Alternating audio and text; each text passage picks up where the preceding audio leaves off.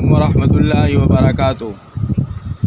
میں ہوں قاری محمد شعیب اور آپ ہمارا یوٹیوب چینل دیکھ رہے ہیں قاری محمد شعیب آفیشل۔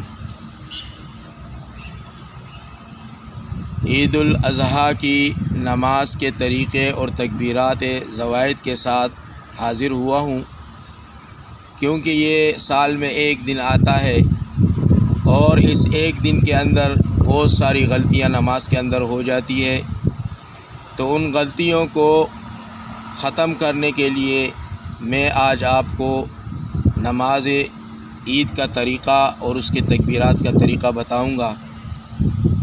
سب سے پہلے جب ہم مسجد یا عیدگاہ کی طرف جائیں اور وہاں جا کے داخل ہو جائیں عید والے دن، تو سب سے پہلے ہم نے مسجد میں داخلے کی اور عیدگاہ میں داخلے کی نیت کرنی ہے، اور نیت ہے اللہم افتح لی ابواب رحمتک۔ اس کے بعد پھر ہم نے نماز عید کی نیت کرنی ہے۔ نیت کا زبان سے کہنا ضروری نہیں، آپ دل ہی دل میں اس بات کی نیت کریں کہ میں عید کی نماز پڑھنے عیدگاہ یا مسجد آیا ہوں، آپ کی نیت ہو گئی۔ نیت کے بعد پھر آتے ہیں نماز کی طرف۔ تو نماز کے اندر سب سے پہلے ہم نے امام کو دیکھنا ہے کہ امام عید الاضحیٰ کا یا عید الفطر کی نماز کا طریقہ جب وہ نماز سے پہلے بتاتے ہیں اور سناتے ہیں تو اس کو یاد کرنا چاہیے۔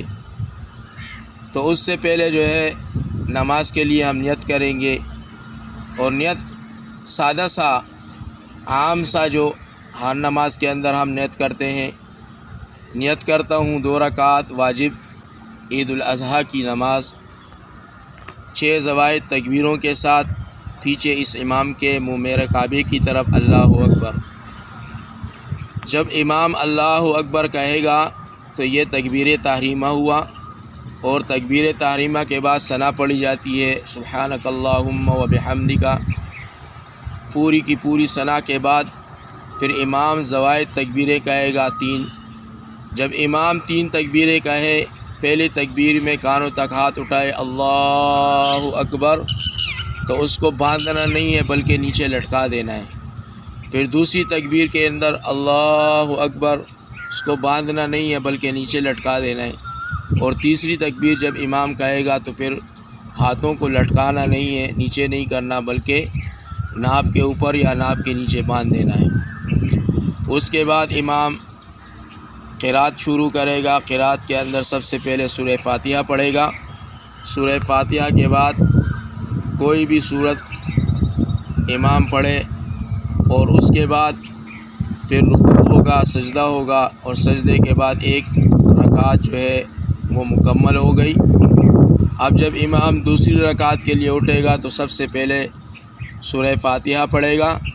سورہ فاتحہ کے بعد پھر سورت ملائے گا، اور سورت کے بعد پھر 3 زوائد تکبیریں کہے گا، یعنی رکوع میں جانے سے پہلے۔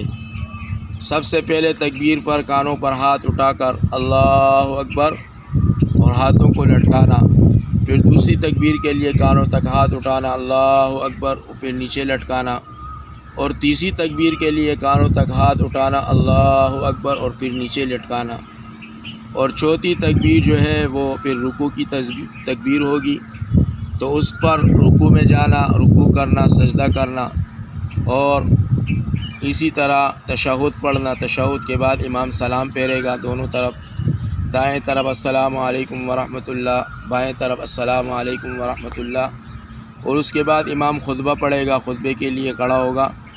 تو امام کے لیے یہ خطبہ پڑھنا یہ سنت ہے، اور سامعین اور مقتدیوں کے لیے اس کا باادب اور خاموشی کے ساتھ سننا یہ واجب ہے، اور یہ اسی طرح واجب ہے اس کا سننا جس طرح کہ جمعے کا خطبہ سنا جاتا ہے۔